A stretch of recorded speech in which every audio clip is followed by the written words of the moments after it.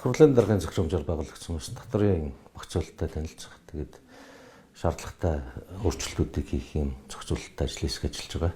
Татвар дээр бид нар маш олон зүйлийг ярилцсан. За тэгээд энд ер нь бол эхний ээлжинд татварыг шаталтай болгох нь зөв юм байна гэдэг шийдэлт хүрээд ерөөхдөө бол одоо төслөө боловсруулаад санал дүгнэлтэд боловсруулаад явж байгаа. Нэмэгдсэн өртгийн албан татварыг бас шаталтай болгоё.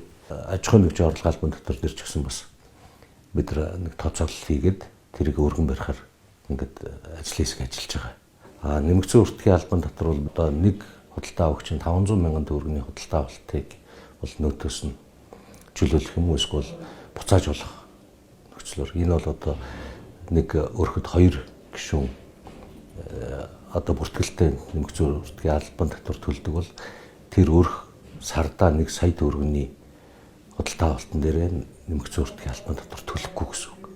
Ингээд дээшлүүлээд 800 мянга хүртэл төгрөгөн дээр бол нэг 50%. За тэрнээс дээш бол одоо явж байгаагаар 10% төлөд явъя гэдэг байдлаар.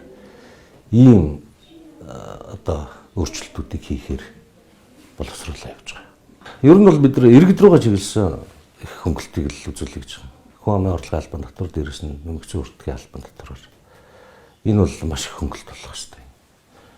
Жишээлбэл та өөрөө одоо хөдөлмөр үйлсний доод хэмжээ гэр цалин хөлс авдаг бол одоо хүн амын орлогын албан татвар 2%. Тэ эсвэл чөлөөлөгдөх маягаар ингэж явна гэсэн үг.